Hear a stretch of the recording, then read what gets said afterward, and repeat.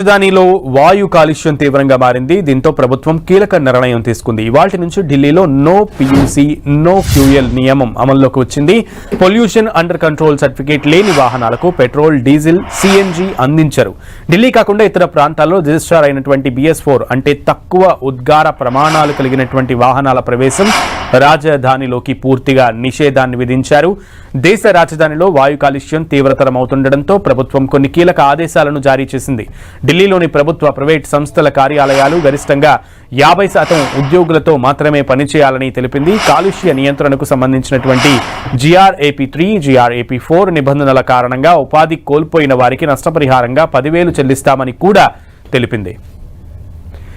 ఢిల్లీలో పొల్యూషన్ ని కంట్రోల్ చేయడానికి అక్కడ సర్కార్ చర్యలకు ఉపక్రమించింది. సో GRAP4 చర్యలని అక్కడ ప్రయోగిస్తున్నట్లుగా తెలుస్తోంది. పూర్తి సమాచారం మా ప్రతినిధి గోపిని అడిగి తెలుసుకుందాం. గోపి,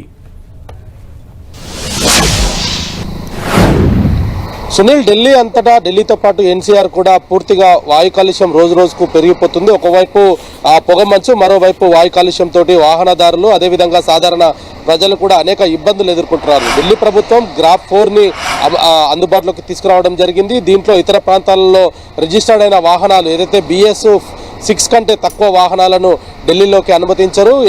CNG అదేవిధంగా ఎలక్ట్రిక్ వాహనాలకు మాత్రం అనుమతి ఉంటుందనేది చెప్పడం జరిగింది. అదేవిధంగా చుట్టుపక్కల ప్రాంతంలో ఏదైతే రెస్టారెంట్లకు సంబంధించిన ఈ తందూరి బట్టీలను కూడా నిషేధించడం జరిగింది.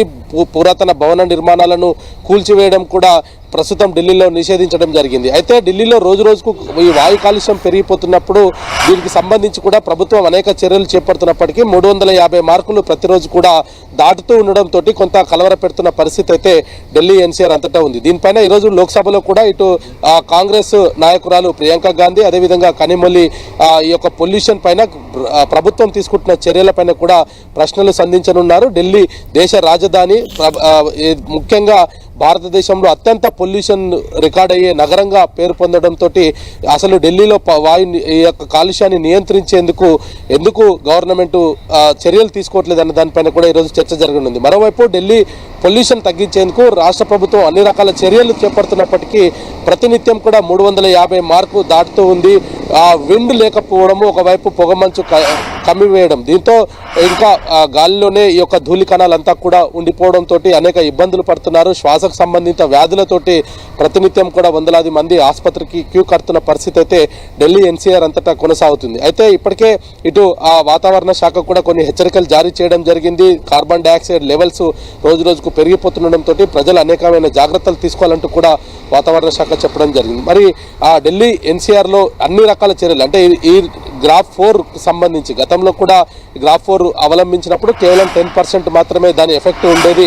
కాబట్టి ఈసారి మరి దాని ఎఫెక్ట్ ఏ విధంగా ఉండబోతుంది గత సంవత్సరంతో పోలిస్తే అనేది కూడా వేచి చూడాలి. ఇప్పటికే ఈ యొక్క హీటర్లకు సంబంధించి గవర్నమెంటే హీటర్లను కూడా సప్లై చేయడం జరిగింది. ఎవరు కూడా ఈ కట్టెలను కాల్చకుండా ఉండేందుకు కూడా ప్రభుత్వం హీటర్లను సప్లై చేస్తున్నారు. మరోవైపు వాటర్ స్ప్రింక్లర్స్ తోటి రోడ్స్ అన్నింటినీ కూడా దుమ్ము, ధూళి కణాలు లేవకుండా వాటర్ స్ప్రింక్లింగ్ చేస్తున్నారు. అయినప్పటికీ కూడా ప్రతిరోజు కూడా 350 మార్కు దాటుతూనే ఉంది. శ్వాస తీసుకోవడంలో అనేక ఇబ్బందులు ఎదురవుతున్నాయి. డ్రై గొంతంతా కూడా తడి ఆరిపోతుంది. దగ్గు, జలుబు ఇలాంటివి వ్యాధులు వస్తూ ఉన్న పరిస్థితి అయితే ఢిల్లీ ప్రజల్లో చూస్తూ ఉన్నాం. అయితే దీనికి సంబంధించి ఇంకా ప్రభుత్వం అనేక చర్యలు చేపడుతున్నప్పటికీ కూడా 350 మార్కు ప్రతినిత్యం కూడా దాటుతూ ఉంది. 2-3 రోజుల క్రితం 500 వరకు కూడా ఈ కాలుష్యం పెరిగిపోవడం జరిగింది. మరి ప్రభుత్వం ఈరోజు ఎటువంటి సమాధానం చెప్పబోతుంది పార్లమెంట్లో? మరి వాయు కాలుష్యానికి సంబంధించి ఇటు రాష్ట్ర ప్రభుత్వం తీసుకుంటున్న చర్యలపైన కేంద్రం ఎటువంటి సమాధానం ఇవ్వబోతుందో కూడా మరి కాసేపట్లో వేచి చూడాలి. మరి ఇటు ఢిల్లీ ప్రజలు కూడా ఈ యొక్క పొల్యూషన్ బారికి ఢిల్లీ నగరాన్ని వదిలి ఇతర ప్రాంతాలకు కూడా వెళ్ళిపోతున్నారు. అనేక మంది కార్యాలయాలకు, అంటే ఇప్పటికే 50% వరకు మాత్రమే కార్యాలయాల్లో పనిచేయాలి, మిగతా 50% వర్క్ ఫ్రమ్ హోమ్ చేయాలని చెప్పారు. స్కూళ్లకు సెలవులు ప్రకటించారు. ఆన్లైన్ క్లాసెస్ని నిర్వహిస్తున్నారు. ఇతర వెహికల్స్కి సంబంధించి ఢిల్లీలో BS6 కంటే తక్కువ ఉన్న వాహనాల వేటిని కూడా ఢిల్లీ లోపలికి అనుమతించలేని పరిస్థితి అయితే ప్రస్తుతం నెలకొన్నది. మరి పొల్యూషన్ కంట్రోల్ కోసం సిగ్నల్స్ వద్ద కూడా స్ప్రింక్లర్స్ని ఏర్పాటు చేయడం జరిగింది. వాహనాలను ఖచ్చితంగా రెడ్ సిగ్నల్ వద్ద ఆపివేయాలన్నది కూడా ఇప్పటికే ట్రాఫిక్ పోలీసులు నోటీసులు జారీ చేయడం జరిగింది. సిగ్నల్స్ వద్ద కూడా వాళ్ళు దాన్ని మానిటరింగ్ చేస్తున్నారు. అయినప్పటికీ కూడా ప్రతిరోజు 350 మార్క్ అయితే దాటుతుంది సునీల్. గోపి, అయితే ముఖ్యంగా టోల్స్ వల్ల కూడా అక్కడ పొల్యూషన్ పెరుగుతుంది అని కొన్ని వాదనలు వినిపిస్తున్నాయి. సో దానికి సంబంధించి కూడా త్వరితగతిన నిర్ణయం తీసుకునే అవకాశం కనబడుతుంది. మరోపక్క అటు అధికార విపక్షాలు కూడా ఒకరి మీద ఒకళ్ళు ఆరోపణలు చేసుకుంటున్నటువంటి పరిస్థితి కూడా ఉంది. సో దీనికి సంబంధించి టోల్స్కి సంబంధించి కానీ లేదంటే అటు గ్రాఫ్ 4 నియమావళిని ఇంకా కఠినతరం చేసే విషయాలకు సంబంధించి ఎటువంటి నిర్ణయాలు తీసుకునే ఆస్కారం ఉంది? అయితే నేషనల్ హైవే అథారిటీకి కూడా ఇప్పటికే రాష్ట్ర ప్రభుత్వం కీలక సూచనలు కూడా జారీ చేయడం జరిగింది.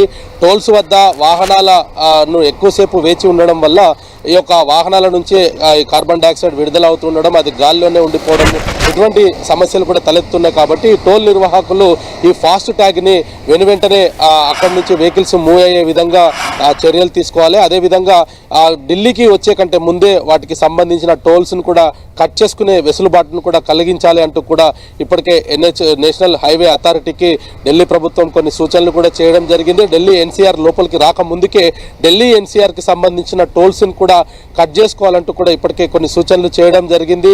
మరి ఇటు గత 10 ఏళ్లుగా కూడా ఆమ్ ఆద్మీ పార్టీ ఢిల్లీలో అధికారంలో ఉంది. ఆమ్ ఆద్మీ పార్టీ చేసిన తప్పిదాల వల్లే ఈరోజు ఢిల్లీ పరిస్థితి ఈ విధంగా మారింది అనేది కూడా ఇటు బీజేపీ ఆరోపిస్తుంది. అయితే మేము ఉన్నప్పుడు ఢిల్లీలో ఇంత అధ్వానమైన పరిస్థితి లేదు, కొంత కాలుష్యానికి అనేక కట్టడికి చర్యలు తీసుకున్నామనేది కూడా ఆమ్ ఆద్మీ పార్టీ చెప్తూ ఉంది. కానీ ఇటు దేశ రాజధానిలో ప్రజలు మాత్రం అనేక ఇబ్బందులకు గురి అవుతూనే ఉన్నారు. ప్రతిరోజు కూడా వందలాది సంఖ్యలో ఆసుపత్రికి ఈ శ్వాస సంబంధిత వ్యాధులతోటి ఆసుపత్రికి తరలి వెళ్తున్నారు. జలుబు, దగ్గు, జ్వరం లాంటివి ప్రతి ఇంట్లో నలుగురు ఉంటే అందులో ఒకరు ఈ యొక్క జలుబు బారిన పడుతున్న పరిస్థితి అయితే కనపడుతుంది. ఒకవైపు వాతావరణంలో వస్తున్న మార్పులు, రెండో వైపు కాలుష్యం, ఈ రెండింటితోటి కూడా ఢిల్లీ ఎన్సీఆర్ ప్రజలైతే తీవ్రమైన ఇబ్బందులు ఎదుర్కొంటున్నారు. ఇటు రాజకీయంగా పార్టీల మధ్యలో కొంత చర్చ జరుగుతున్నప్పటికీ ప్రజల్లో మాత్రం కొంత అసహనం అయితే కనపడుతుంది. ప్రభుత్వాలు మారినా కూడా మా పరిస్థితి మారట్లేదు అనేది కూడా ఢిల్లీ ప్రజలైతే చెప్తూ ఉన్న పరిస్థితి ఉంది. అయితే ఇటు దేశ రాజధానిలో ఇటువంటి పరిస్థితి ఉంటే భారతదేశానికి సంబంధించి విదేశీయులు ఏ విధంగా ఆలోచిస్తారనేది కూడా దీనిపై రాజకీయంగా అయితే కొంత చర్చ జరుగుతుంది. సునీల్. ఓకే గోపి.